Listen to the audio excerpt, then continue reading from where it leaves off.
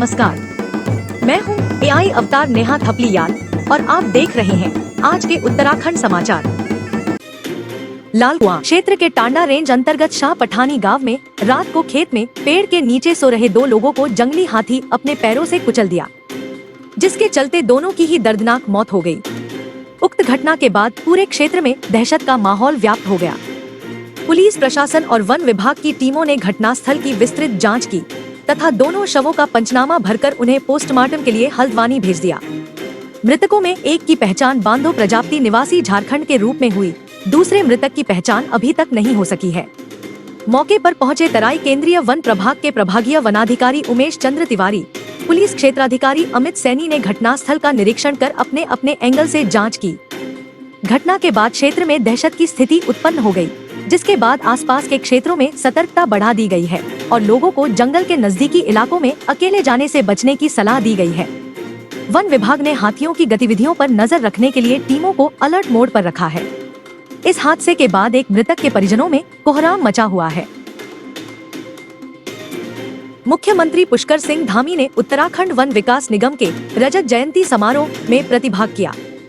मुख्यमंत्री ने इस मौके पर कुमाऊं मंडल में भी वन विकास निगम का कार्यालय खोलने की घोषणा की। मौन पालन को और बढ़ावा देने के लिए वन क्षेत्र में बी बॉक्स स्थापित करने का प्रस्ताव कैबिनेट में लाने के निर्देश दिए।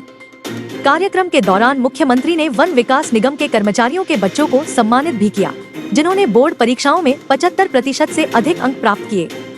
मुख्यमंत्री ने कहा कि वन विकास निगम राज्य की इकोनॉमी के साथ ही इकोलॉजी के लिए भी महत्वपूर्ण है। निगम वनों के वैज्ञानिक प्रबंधन, वन उपज के टिकाऊ दोहन, आरक्षित वन क्षेत्रों में खनन और इको टूरिज्म संचालन का कार्य करता है, साथ ही वन उत्पादों और प्रमाणित लकड़ी की सरकारी आपूर्ति करता है। उन्होंने कहा कि वन विकास निगम केवल आर्थिक गतिविधियों तक ही सीमित नहीं है, बल्कि वन क्षेत्रों से सूखे, मृतप्राय और उखड़े हुए पेड़ों को हटाकर उनकी जगह नए वन क्षेत्र विकसित करने में भी सहयोग कर रहा है। साथ ही इको टूरिज्म के माध्यम से युवाओं और छात्रों में पर्यावरण के प्रति जागरूकता बढ़ाने का भी कार्य कर रहा है। इस अवसर पर वन मंत्री सुबोध उनियाल, राज्यसभा सांसद नरेश बंसल आदि मौजूद थे। उत्तराखंड के भीमताल में एक गुलदार चलती बाइक पर झपटा, जिसके बाद बाइक समेत वो जमीन पर गिर गया और उसका पैर बाइक के नीचे फंस गया। बाइक सवार तो भाग गया, लेकिन गुलदार फंसा रह गया। वन विभाग गुलदार को सुरक्षित निकालने में जुटा रहा।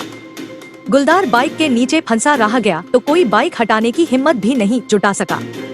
हादसे के बाद सड़क के दोनों ओर वाहनों की लंबी कतार लग गई और मौके पर तमाशबीनों की भारी भीड़ जुट गई। बताया जा रहा है कि घटना के बाद इलाके में दहशत का माहौल है। लोगों का जमावड़ा लगातार बढ़ता जा रहा है। सूचना मिलते ही वन विभाग के अधिकारी मौके पर पहुंचे और तेंदुए को सुरक्षित निकालने की कोशिश की गई। साथ ही लोगों से दूरी बनाए रखने और सतर्क रहने की अपील की जा रही है। हरिद्वार के बहादुराबाद क्षेत्र में हुए राजवीर हत्याकांड का पुलिस ने सनसनीखेज खुलासा किया है। मामले में सामने आया है कि हत्या के पीछे प्रेम प्रसंग और पारिवारिक विरोध मुख्य कारण था।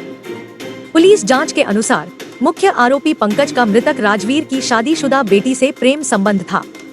आरोपी की मंशा थी कि वह युवती का तलाक कराकर उससे शादी करे, लेकिन पिता राजवीर इस रिश्ते के सख्त खिलाफ थे।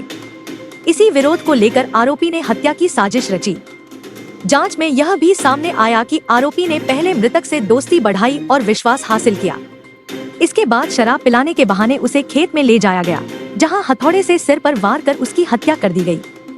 घटना की गंभीरता को देखते हुए वरिष्ठ पुलिस अधीक्षक नवनीत सिंह के निर्देशन में विशेष टीम गठित की गई। पुलिस ने डिजिटल साक्ष्य, मोबाइल लोकेशन के आधार पर दोनों आरोपियों को गिरफ्तार कर लिया। गिरफ्तार आरोपियों के कब्जे से हत्या में इस्तेमाल किया गया हथौड़ा, बाइक, मृतक का मोबाइल फोन, पर्स और अन्य सामान भी बरामद किया गया है। तो लक्की हॉस्पिटल है, वहाँ पे उसके पास में ये संदिग्ध जब पकड़ा गया तो फिर इसके द्वारा ये बताया गया कि ये जो पंकज है, ये बेसिकली ये मृतक जो है इसकी लड़की से 2024 में कथा के दौरान मिला था और ये उसको ये प्रेम करता था और इसका ये था कि अगर इसके बाप को मैं मार दूंगा तो ये लड़की, जो कि पहले से शादीशुदा है 2019 से, वो अपने पति को छोड़ के आ जाएगी और मेरे से शादी कर लेगी। इस मोटिव के लिए इसने अपने एक साथी को, छोटे लाल को, साथ में लिया और एक शराब के ठेके से शराब ली और ये दोनों एक दूसरे से परिचित थे पहले से। तो ये तीनों लोग गए वहाँ पे और वहाँ पे इन्होंने शराब पी और उसके बाद हथौड़ा ही साथ में लेके गए थे और उसके बाद इन्होंने वहाँ पे हथौड़ा से 2 बार सिर में वार करके राजवीर की हत्या कर दी। और इसमें जो सीसीटीवी फुटेज हमें मिली है ठेके की, वहाँ शराब खरीदते हुए, हथौड़ा भी साथ में है इनके, और उसके बाद वहाँ पर जाते हुए, और ये सारे एविडेंस, इसमें स्ट्रॉन्ग एविडेंस कलेक्ट हो गए हैं, दोनों लोग अरेस्ट हो गए हैं। नैनीताल पुलिस ने शहर में सक्रिय एक ऐसे गिरोह का भंडाफोड़ किया है जो मानवीय संवेदनाओं और बच्चों का सहारा लेकर चोरी की वारदातों को अंजाम देता था। वरिष्ठ पुलिस अधीक्षक मंजुनाथ टीसी के निर्देश पर पुलिस टीम ने रोडवे स्टेशन के पास से एक शातिर महिला चोर को दबोचा है, जिसके पास से चोरी के 2 मंगलसूत्र और अन्य जेवरात बरामद हुए हैं। पुलिस पूछताछ में आरोपी महिला ने चोरी करने के जिस तरीके का खुलासा किया, उसने पुलिस को भी हैरान कर दिया। महिला का पति स्कॉर्पियो वाहन से शहर में रेकी करता था और उन बुजुर्ग महिलाओं को चिन्हित करता था जिन्होंने सोने के भारी जेवर पहने हों। चिन्हित महिला जब ऑटो या रिक्शा में बैठती तो आरोपी महिला अपनी बच्चियों के साथ उसी रिक्शा में सवार हो जाती और शिकार के साथ सटकर बैठ जाती थी। सफर के दौरान महिला की छोटी बच्ची जानबूझकर शिकार महिला के पैर पर काट लेती थी। जैसे ही दर्द और हैरानी के मारे महिला नीचे अपने पैर की ओर झुकती, शातिर महिला पलक झपकते ही कटर या हाथ की सफाई से गले का मंगलसूत्र या चेन पार कर देती थी। मार्च माह में 2 घटनाएं अलग अलग थाना क्षेत्रों में हुई थी, एक मुखानी में और एक हल्द्वानी में, जिसमें 2 बुजुर्ग महिलाओं के साथ जो है चेन चोरी की, मंगलसूत्र चोरी की जो है घटनाएं हुई थी। और इसमें एक बड़ी सफलता कल हमें मिली, जिसमें एक महिला को इसमें हिरासत में लिया गया है, जिस महिला के पास से हमें उस घटना में जो 2 मंगलसूत्र चोरी गए थे उससे संबंधित माल भी हमें बरामद हुआ है। इसमें अच्छी रिकवरी हुई है, जिसकी कीमत लगभग 5 लाख 5.5 लाख रुपए के करीब है। और इस घटना में जो इनका मोडस ऑपरेंडी था वो यही था कि ये किसी ऑटो या ई रिक्शा में बैठ के बुजुर्ग महिलाओं को ये लोग टारगेट करते थे, और एक उनके साथ बच्चे भी होते थे, उनसे उनका ध्यान डाइवर्ट करके और उनके गोल्ड के जितने भी आइटम थे ये उसको चोरी करते थे चलते वाहनों में। तो उसी के आधार पर संगत धाराओं में इसमें अभियोग भी पंजीकृत किया गया था।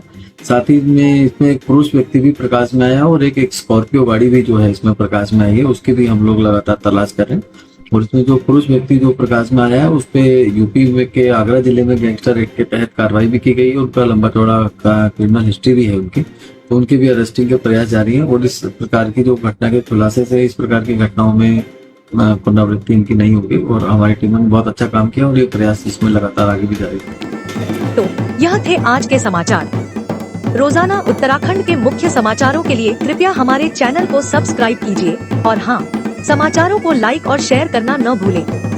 कल फिर नए समाचारों के साथ आपकी सेवा में प्रस्तुत होंगी। तब तक खुश रहिए, आबाद रहिए और देखते रहिए सिद्ध बली न्यूज।